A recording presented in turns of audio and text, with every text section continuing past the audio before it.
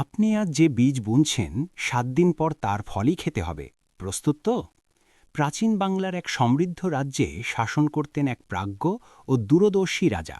তার রাজ্য ছিল শস্য শ্যামল, নদীমাতৃক, পদ্মা, মেঘনা আর যমুনার অববাহিকার মতো উর্বর ও সম্ভাবনাময়।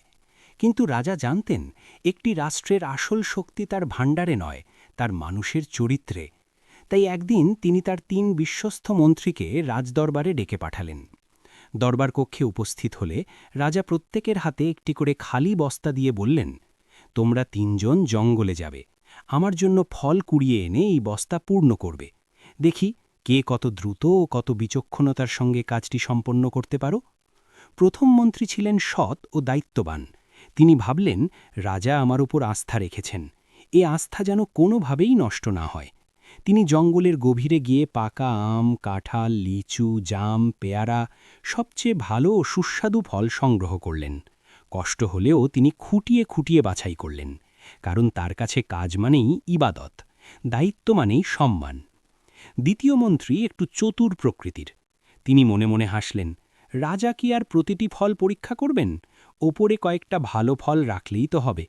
তাই তিনি নিচে পচা আধা গলা ফল ভরে দিলেন, আর ওপরে অল্প কিছু টাটকা ফল সাজিয়ে বস্তা পূর্ণ করলেন।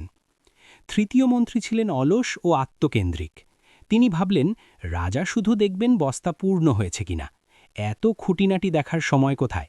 তাই তিনি মরা পাতা, ঘাস, শুকনো ডালপালা দিয়ে বস্তা ভর্তি করলেন। কাজ শেষ করে ৩ জনই যথাসময়ে রাজদরবারে হাজির হলেন। রাজা বস্তাগুলো দেখে সন্তুষ্টির হাসি দিলেন, কিন্তু একবারও খুলে দেখলেন না। দ্বিতীয় ও তৃতীয় মন্ত্রী মনে মনে নিজেদের বুদ্ধিমত্তায় গর্ববোধ করতে লাগল। তারা ভাবল, আমরাই তো আসল চালাক। হঠাৎ রাজা সিংহাসন থেকে উঠে দাঁড়িয়ে বললেন, এই ৩ জনকে তাদের নিজ নিজ বস্তাসহ ৭ দিনের জন্য আলাদা কারাগারে বন্দী করা হোক। এই ৭ দিনে তাদের কোনো খাবার দেওয়া হবে না। দরবারে নিস্তব্ধতা নেমে এলো। কারাগারের দরজা বন্ধ হল। প্রথম মন্ত্রী শান্ত মনে বস্তা খুললেন। ৭ দিন তিনি সেই টাটকা ফল খেয়ে সুস্থভাবে সময় কাটালেন।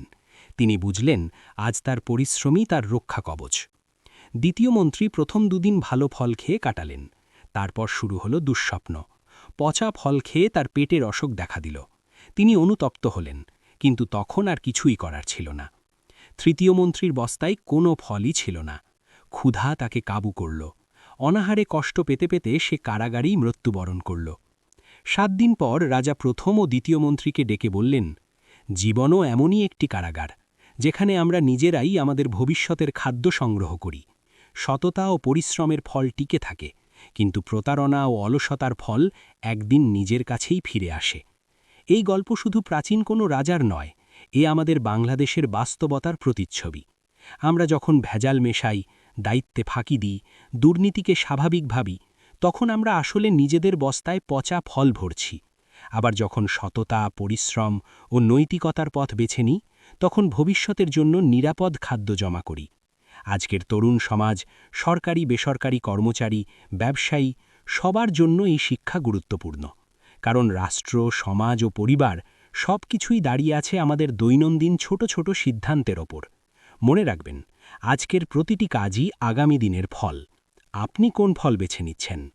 গল্পটি যদি আপনার হৃদয়ে নাড়া দিয়ে থাকে, তাহলে লাইক দিন, কমেন্ট করে আপনার মতামত জানান, আর শেয়ার করে অন্যদেরও ভাবার সুযোগ করে দিন।